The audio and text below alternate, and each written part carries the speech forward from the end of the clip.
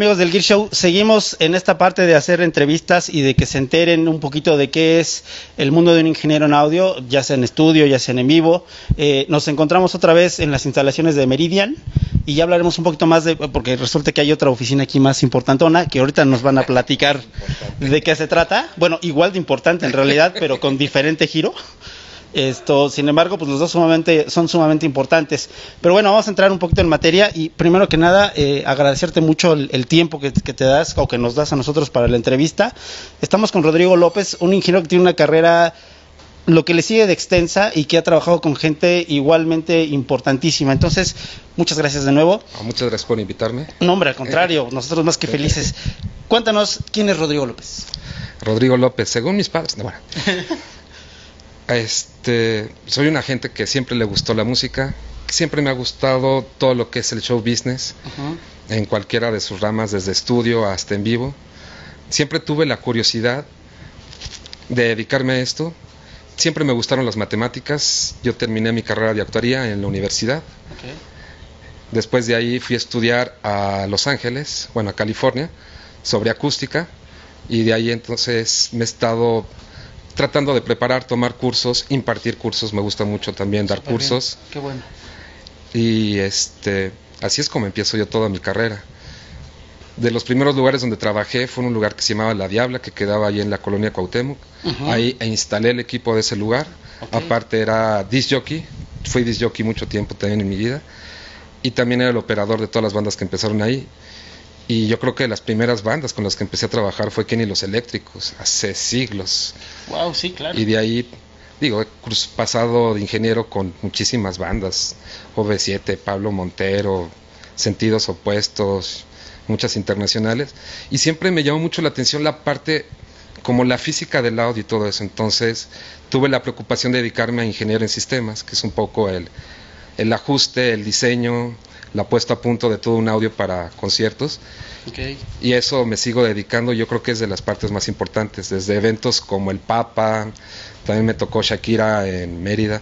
Por alguna razón, siempre que sucede un evento muy grande y muy difícil, ahí me llaman a mí, ¿no? Entonces ya me toca no dormir, desvelarse, preocuparse, revisar planos y todo eso. Buenísimo. Y operación, actualmente estoy con Juan Gabriel, llevo alrededor de 8 años trabajando con él. Y pues más o menos es a lo que me dedico, a lo que hago. Ok, perfecto. Contar chistes en Facebook y ya. Fíjense que, hay muchas cuestiones que son importantes. La gente cree que de repente hacer audio, o suponemos cuando queremos empezar a estudiar este tipo de cosas, pues nos llama mucho la atención los botoncitos, ¿no? Ahora que las consolas son digitales, pues los colorcitos y de repente muy llamativos, por no decirlo de otra manera. Pero bueno. Mayativos. ¿Sí? Mayativos, exacto. Acabas de mencionar 2 puntos importantes y son 2 preguntas que se desprenden. Número 1, mencionaste matemáticas. Generalmente, insisto, no pensamos que sea tan complejo, pero la verdad es que sí, y no lo es tanto si realmente te interesa hacerlo bien, ¿no? ¿Cómo está esta parte de las matemáticas? ¿Por qué? Bueno, en realidad el sonido en general es un fenómeno físico, entonces las matemáticas es el lenguaje para poder entender la física. Entonces, para poder entender bien todo lo que es el sonido, pues tienes que saber algo de física y por supuesto tienes que tener claras las matemáticas. No es para que seas un Einstein, pero sí tienes que tener claro desde un principio cómo funciona todo. Claro. Y aunque es muy importante toda la experiencia y todo lo que vas agarrando, yo creo que tienes que tener una base sólida, y eso es el estudio. Y la base sólida empieza desde las matemáticas, no hay forma de saltárselas. Sí, claro. Y la otra importantísima, y yo creo que es fundamental, salvo lo que tú nos contestes en este momento, saber música. ¿Es importante o no? Sí, claro, porque al fin de cuentas no solo es entender el sonido, no es una expresión artística que estás tratando de comunicar a la gente. Entonces, ¿cómo vas a entender a los músicos si no tienes un concepto básico de la música, ¿no? Al fin de cuentas, yo estudié desde pequeño, me hicieron estudiar guitarra folclórica, fui de los que estaba bien pequeño y me hacían tocar el cuatro, el charango y todo ese tipo de cosas. También llevé guitarra clásica, también tomé piano clásico. Cuando estuve estudiando acústica también me hicieron llevar instrumentos, llevar música. Y yo creo, una de las cosas que siempre me quedó claro es que hay que tenerle mucho respeto al público, pero también tienes que tener muy claro que tú no estás haciendo la música, ¿no? Tú simplemente es el medio por el cual los músicos están expresando hacia la gente. Entonces, tienes que respetar también, ¿no? Si ellos quieren escucharse, no sé, por ejemplo, puro bajo, pues tú ponle puro bajo, ¿no? Realmente ellos son los que están haciendo la música. Y sobre todo tener mucho respeto, porque tú eres como que el oído de todos los demás gentes que están ahí, todos los oídos. Entonces, pues hay que tenerle respeto a la gente. Ok, buenísimo, buenísimo. Ahora, cuando tú estás trabajando, por ejemplo, toda la gente que hace un show y que ya tienes, por ejemplo, un tiempo con Juan Gabriel, por ejemplo, normalmente tenemos que hacer un rider, ¿no? Donde tú eliges a lo mejor la opción 1 de tu consola, de tus bocinas, etcétera, etcétera, y bueno, tienes otras opciones. ¿Cómo es que decides tú trabajar el rider para el artista con el que estés en ese momento? Digo, ya después de tanto tiempo uno va teniendo sus preferencias. Y ahora que lo mencionas, eso es bien raro, ¿no? Todos ponen opciones. Yo cada vez siento que es mejor no poner opciones, porque en realidad terminan poniéndote la opción más débil, la más pobrecita, ¿no? Entonces yo creo que hay que tratar de marcar, y sí llegar a algún tipo de como no sé, como de racionamiento, como entrar en el... Ok, no me pusiste esto, pero te pongo lo otro, pero de alguna u otra manera sí hay que estar muy claro en lo que pides. Y digo, yo en el caso de Juan Gabriel, yo pido Digico porque estoy convencido que es de las consolas que suena mejor. Son de las pocas consolas que hay en el mercado que tiene un punto flotante en los press de entrada, lo cual te da muchísimo más headroom, te da muchísimo más limpio el sonido, y en general te da un sonido más análogo, que al fin de cuentas es lo que suena mejor, ¿no? Claro, claro. Ilústranos un poquito a grosso modo. Es como también... no tan de moda, porque esto del punto flotante famoso tiene mucho tiempo y tiene que ver con el código binario y que los sistemas son digitales y tal. Ajá. Pero ¿qué sería un poquitito el hecho de hacer esta parte del punto flotante? ¿En qué consiste? Digo, lo más tranquilo, lo más básico es, entra la señal, pasa por el convertidor análogo digital, y de alguna manera en cualquier otra consola simplemente se convierte a digital. En los puntos flotantes llega la señal y la amplías a toda la capacidad que pueda tener, y luego ya la bajas como venía. Eso quiere decir que está moviéndose, por eso se le llama punto flotante, y eso te da muchísimo más headroom. Ok, buenísimo. Básicamente así es. Ok, perfecto. Ahora, hay Digicos, hay Yamahas, hay Venues, hay DigiDesign, no sé, muchas compañías, ¿no? ¿Por qué decides tú usar Digico? La pregunta de mucha gente ha sido... ¿por qué una consola u otra? Pues a lo mejor porque es más bonita, porque es touchscreen, pero debes de influir, por supuesto, el sonido, ¿no? Tú decías que es el mejor sonido que has encontrado. ¿Eso específicamente qué es? Es de los mejores sonidos que he encontrado, ¿no? Punto flotante lo tiene Soundcloud, punto flotante lo tiene Midas y punto flotante lo tiene Digico. En todas sus versiones son los mismos press. A mí en lo personal, yo empecé con Digico desde la primera que llegó aquí en México, estando trabajando con Marco Antonio Solís. Pedimos esa consola y fue la primera, fue una D5, era la primera que llegaba a México, y yo quedé convencido de que era un sonido lo más cercano a Midas, que siempre fue como el máximo, un sonido más cálido en consolas análogas. Entonces yo decidí definitivamente irme por Digico porque era lo que más se asemejaba al sonido que a mí me gusta. Cualquier otra consola la respeto, me gustan, me agradan, he tenido muy buenos resultados, pero definitivamente el sonido que más me gusta es el de Digico. Ok, perfecto. Dime otra cosa, en tu caso muy particular, ¿haces en vivo, haces estudio también, o realmente consideras que sí son como mundos diferentes y tú respetas cada uno de ellos? ¿Cómo es el asunto en tu caso? Estuve mucho tiempo haciendo estudio en un lugar que se llama Soundcube en Polanco. Me gustó mucho, tienes la oportunidad de repetir, de afinar un poco más las cosas, pero definitivamente toda esa sensación y toda la adrenalina que está corriendo en vivo no la vas a tener en un estudio. Mucha gente dice que un ingeniero en vivo no funciona para estudio, o viceversa, o de estudio no.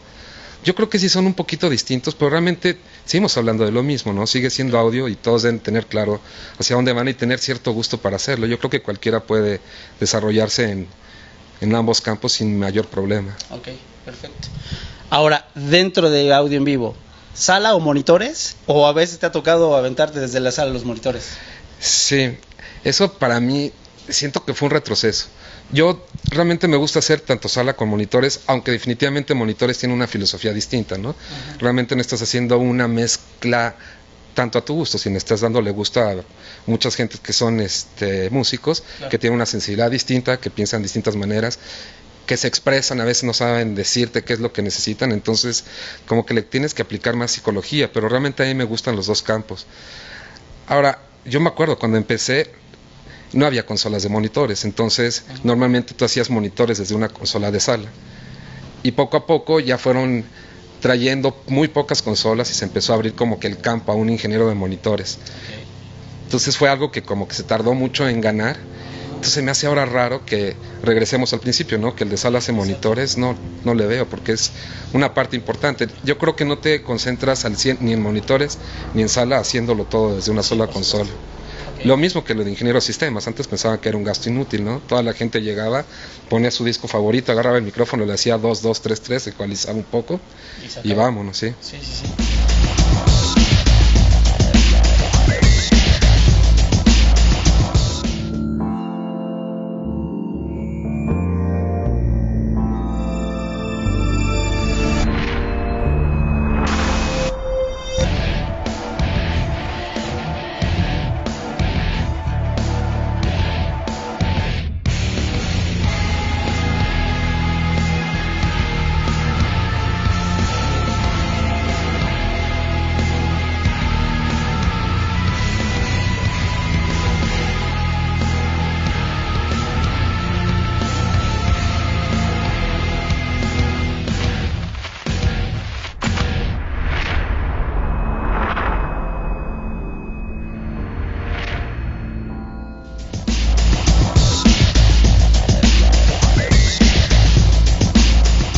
También está mucho el tema de cómo es que puede llegar a afectar el sonido que hace el ingeniero de monitores que está en el escenario, en el stage, con el de la sala, ¿no? Que de repente es, oye, me estás echando a perder los graves y demás. ¿Qué es lo que sucede? Sí, eso también es importante. La cosa, yo creo que tienes que trabajar en conjunto, ¿no? Y no solo en el audio, también de alguna manera es todo un equipo, con la gente de iluminación, con la gente de backline. En general tienes que jalar para un mismo lado todos, ¿no? Y el chiste es el bien del show y la gente que pagó por verlo. Entonces, por supuesto que sí te afecta. Pero yo creo que mientras haya comunicación, en lugar de pelearse de quién fue el vicio, hay que tratar de mejorarlo, ¿no? Claro. Tratar de tener la mayor comunicación y buscar la solución para un bien común. Sí, claro. Fíjese, es importante porque en el mundo del audio en vivo aparentemente pensamos que es la consola de sala, porque esa es la que vemos cuando entramos al lugar del concierto, pero obviamente hay una consola que es para los monitores, que normalmente está en el stage, y acabas de mencionar una cosa que es como importante, y ahí es donde vamos a hablar un poquito ya de qué es cero fase, el diseño de sistemas. ¿Qué es precisamente eso? Por ejemplo, Rodrigo llega a mezclar al lugar y se acabó, ensayan los músicos, cómo funciona esta parte, y de ahí nos vamos justo a eso. ¿Qué es el diseño de sistemas? Ok, realmente como yo llego a un lugar, primero a mí me mandan un rider y dicen, te vamos a poner 48 bocinas de tal marca. Realmente a mí no me importa mucho, yo quiero saber cómo es la geografía, cómo es el contorno, cuáles son las dimensiones del lugar, más que en sí la cantidad de bocinas o cuánta gente piensan meter, ya sea apretada o no apretada. Porque de alguna manera lo que estamos buscando es que toda la gente escuche lo mismo. Suene bien o suene mal, que suene bien en todas partes o que suene mal en todas partes. Claro. Entonces, para eso, de alguna u otra manera necesitas tener un diseño. Ese es donde entra la parte de ingeniero en sistemas, ¿no? Hacer sistemas de audio. Entonces, normalmente yo me preocupo tener los AutoCADs de cada cosa, que también es algo que tienes que tener, es un estándar, y poder ver cómo está hecho el diseño de las bocinas, de alguna u otra manera asegurar que toda la gente vaya a escuchar medio parejo. Si es necesario poner refuerzos de delay o de outfield o de frontfields, de Garfields, de lo que se les antoje, hay que ponerlos. Entonces, así es como sucede. Entonces, yo desde hace mucho me dediqué a hacer sistemas. Durante el camino, ya hace bastante tiempo, me encontré con Fernando Guzmán, que ahorita está en el soporte técnico de Solid Stage Logic. Wow. Y sucedía que yo no podía hacer todo, me empezaron a llamar, era como que nuevo eso de sistemas, entonces me empezaron a llamar mucho, a él por su parte también lo llamaban mucho. Entonces de alguna manera decía, bueno, los que yo no puedo hacer, tú los haces, y tratamos de pasarnos un poco el trabajo y que toda la gente pueda tener un diseño y una parte de ingeniería en sistemas.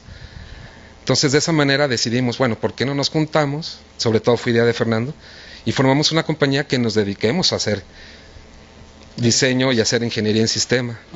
Yo le comentaba, se me hace perfecto, yo creo que para hacerlo, ahí me gustaría tener una gente que confío plenamente, que es Luis Quiñones. Él estudió conmigo en la Facultad de Ciencias, estudiaba conmigo en la secundaria. Wow. Es un cuate que es todo un genio, nosotros le decimos Wikipedia, porque todo lo que le preguntes te lo sabe contestar. Sí. Entonces lo llamamos y de esa manera fue que se fundó Cero Fase. Nos juntamos los tres, ya la dimos de alta como una sociedad civil. que al fin de cuentas no estamos rentando, sino estamos dando un servicio con nuestros conocimientos. Y ya llevamos alrededor de 8 años, 9 años con Cero Fase.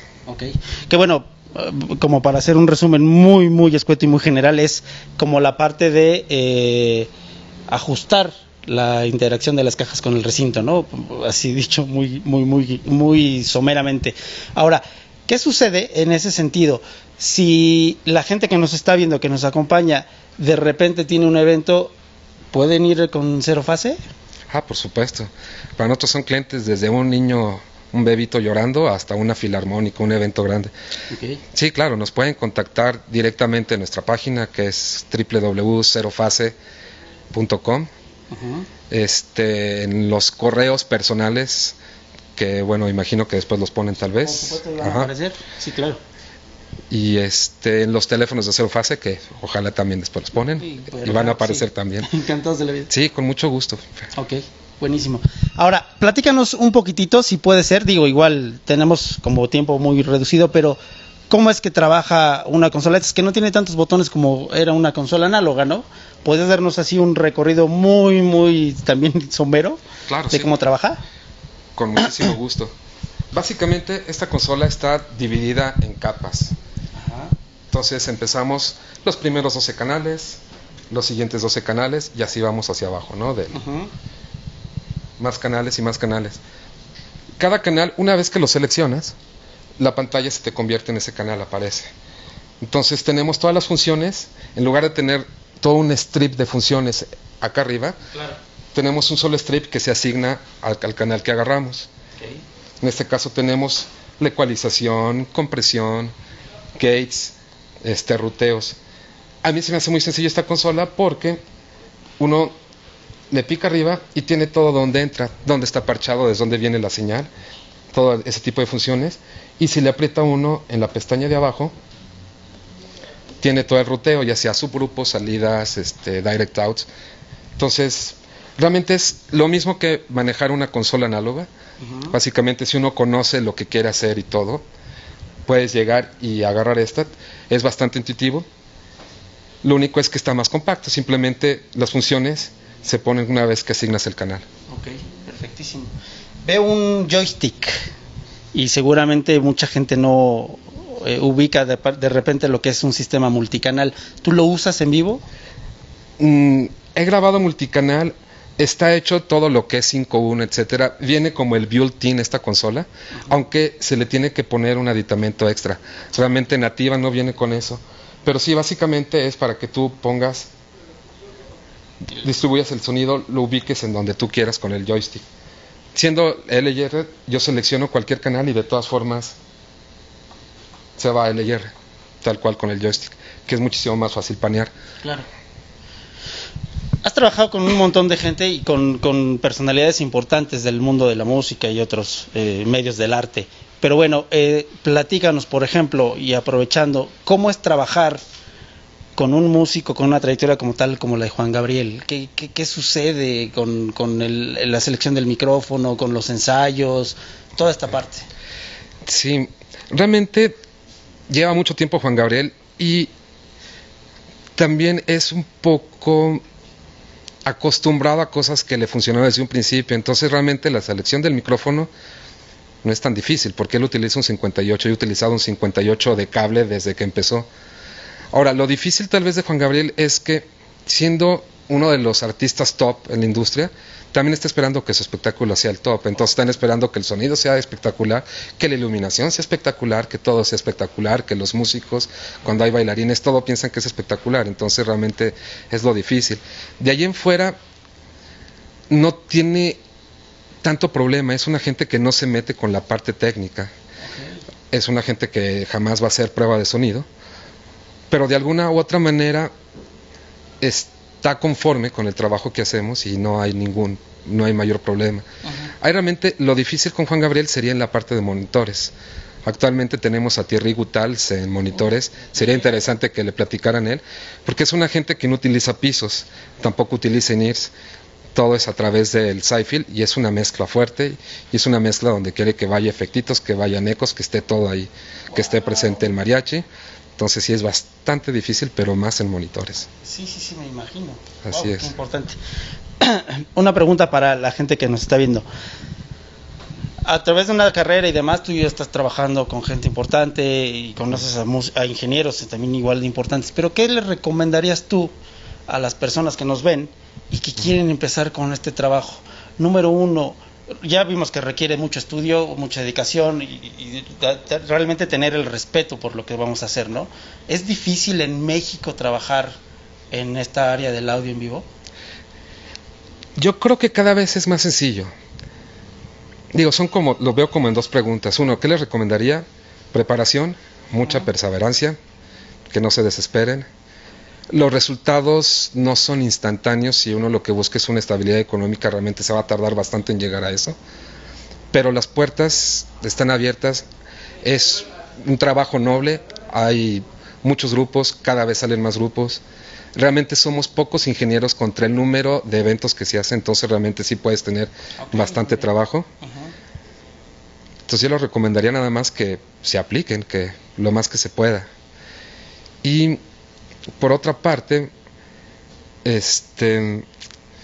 ahorita las oportunidades son bastante más, porque me preguntaba si era difícil. Sí. Yo me acuerdo que antes era bastante difícil. Normalmente, y que bueno, yo me consideraría tal vez de la vieja guardia, antes no dábamos oportunidad, ¿no? Como que acaparábamos todos, no eran consolas digitales, dejaban pocos canales, tú eres la banda abridora, bueno, te quedan 10 canales y a ver cómo le haces, no me mueves nada en lo demás, o tienes menos nivel, lo que sea. Ahora, y yo creo que tanto como el internet, y hay muchísimas partes donde uno puede estudiar, inclusive las mismas marcas te dan soporte técnico, uno se puede preparar bastante más sencillo, ¿no? Claro.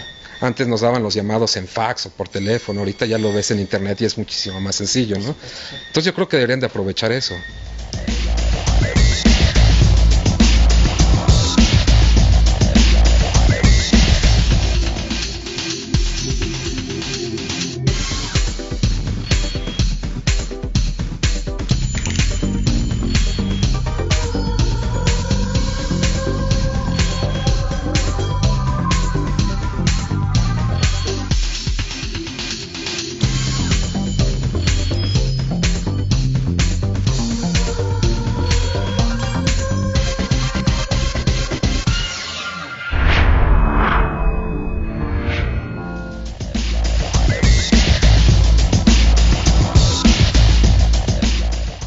¿Cuál ha sido, en tu carrera como ingeniero, la satisfacción más grande que tienes al haber trabajado con un artista o no sé, alguna cosa, a lo mejor Zerofase, no tengo idea? ¿Qué es lo que te trae más satisfacción en este momento? Yo creo que son varias, ¿no? Y en general, cualquier concierto donde el resultado fue bueno, donde tú puedes decir, qué fregón son, ya es una satisfacción. Digo, he tenido retos bastante difíciles. Yo creo que de los retos más difíciles fue el Papa en Silao. Fue un lugar para 50 hectáreas. Ahí estuve de ingeniero de sistemas. Yo fui el encargado de todo el audio del diseño.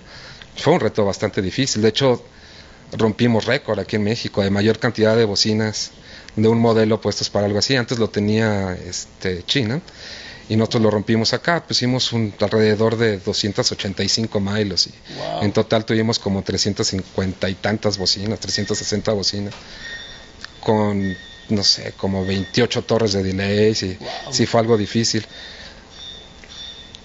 Otra cosa que aparte puede ser un poquito sensible, pero tratando de no ver preferencias políticas, para mí también fue muy importante poder ser el que estuve de ingeniero de audio el 1 de diciembre con el presidente constitucional ya de México, porque al fin de cuentas fue un evento donde había jeques, había presidentes de todo el mundo, también es una presión bastante fuerte. Debe serlo.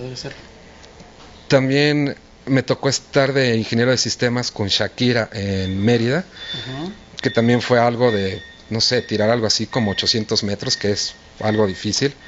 Y yo creo que todos esos retos que se me han puesto, que son cosas gigantes, y, o sea, sí, a mí me agrada mucho. Es como que el ver, bueno, sí puedo, ¿no? Sí, por supuesto. Y luego, como es algo que no se había hecho antes, de alguna manera, el tratar de imaginarse desde cómo mandar la señal, o hacer un diagrama de flujo, cómo se va a conectar todo, eso es bastante interesante. Sí. Sí, en lo del Papa Al fin de cuentas utilizamos alrededor de 28 Galileo. Bueno, también cómo puedes tener comunicación con tantos aparatos, tantas entradas, salidas.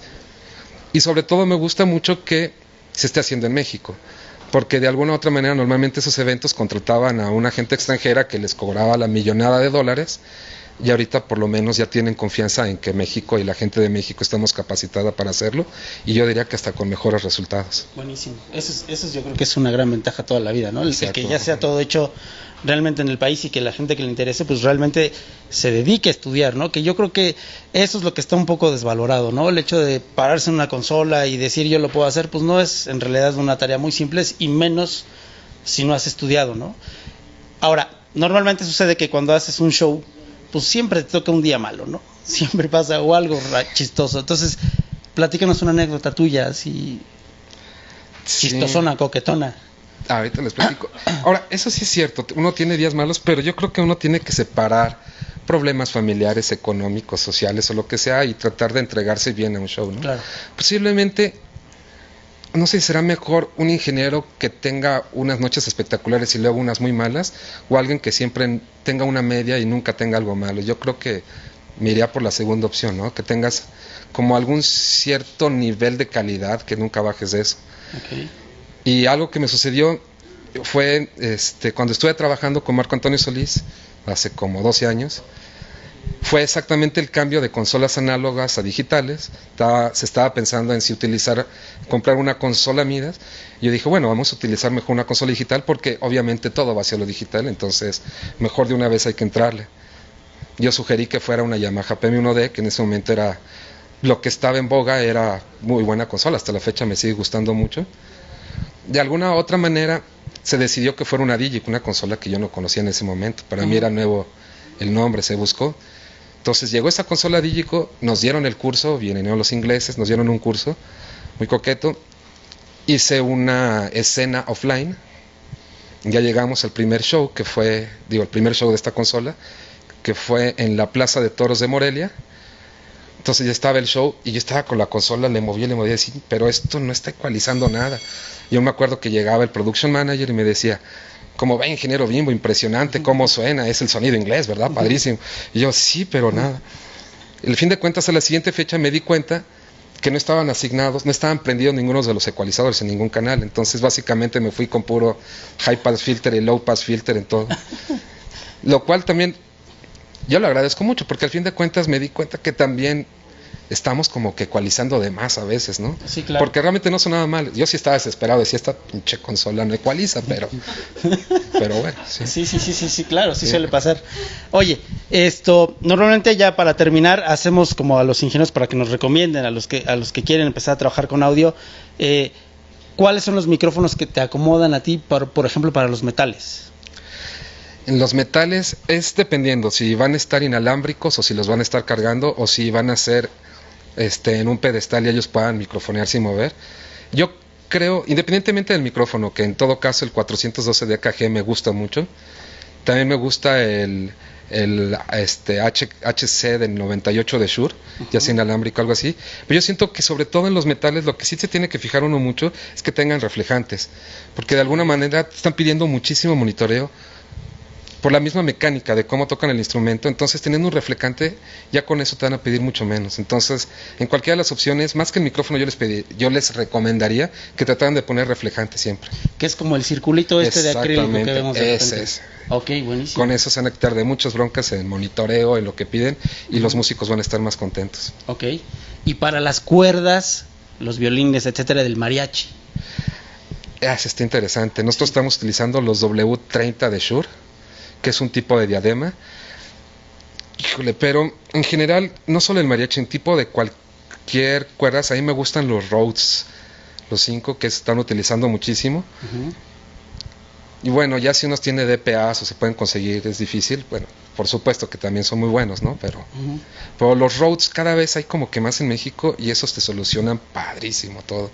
De hecho, a cualquier cosa de sinfónica, cualquier cosa de cuerdas, le pones parejas y micrófonos a todos. Y suena sin broncas. Ajá, y un micrófono que no es tan costoso en realidad, ¿no? Comparado con algunos que sí se disparan durísimo. Pues sí, realmente sí no es tan costoso. Tampoco es barato, pero... Sí, de acuerdo. Ahora, pero también 57, 58 te salvan la vida en cualquier cosa. Entonces realmente sigan confiando en eso, sí. Sí, de acuerdísimo. Tu cadena de audio para la voz, en particular, Juan Gabriel, digo, 58 ya sabemos, pasa por algún pre importante. Antes utilizaba mucho pre. Ahora, si tienes una consola que te da muy buen sonido, realmente yo no le pongo nada. Y en el caso de las Digicos, en cualquiera de las nuevas versiones, si ya la tienen hecho el upgrade, tienen un bulbo virtual, digamos, un bulbo digital. Entonces, bueno, sí se lo prendo un poquito. Realmente lo que hacen esos bulbos es te dan un poquito de distorsión, ¿no? Entonces realmente es una distorsión controlada que es bastante agradable, no todas las distorsiones son malas. Entonces realmente es lo único que hago.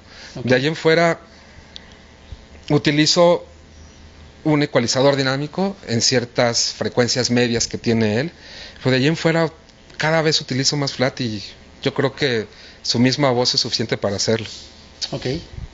Pues Rodrigo, te agradezco mucho. Nada más un último consejo para la gente que quiere dedicarse a esto, aparte de estudiar alguna otra cosa que quieras que consideren para dedicarse a esto. Nada más que sean muy sinceros con ellos y también es importante, yo creo que nos llevamos muy bien en general todo el gremio, todo lo que es staff. La verdad sí, muchos tenemos la costumbre o de tomar o de fumar o lo que sea. Simplemente saber que uno tiene que estar como que en sus 5 sentidos, o por lo menos 4 y medio, cuando está haciendo el show, que no se dejen caer en todo eso y que tengan respeto a toda la gente, ¿no? Claro. Yo creo que con palabras obscenas, groseras y todo eso, si no te llevas bien con alguien no se va a solucionar nada. Entonces, educación y respeto, yo creo que es lo básico. Buenísimo. Pues muchas gracias. Es un ingeniero que tiene una carrera ya de muchísimo tiempo. Te agradecemos mucho la posibilidad. Agradecemos mucho también a la gente de Meridian, que es la segunda vez que nos reciben. Ojalá sean más para poder hacer las entrevistas. Y bueno, esperamos en algún momento de la vida, nos comentabas, a lo mejor darnos una vuelta con Cero Facio, contigo, y mostrarle a la gente ya un poquito qué es en realidad estar haciendo ya el show o diseñando un sistema. Sí, con muchísimo gusto. Cualquier show que gusten, están más que invitados. Perfectísimo. Muchísimas gracias de nuevo. Gracias a ustedes y nos vemos la próxima.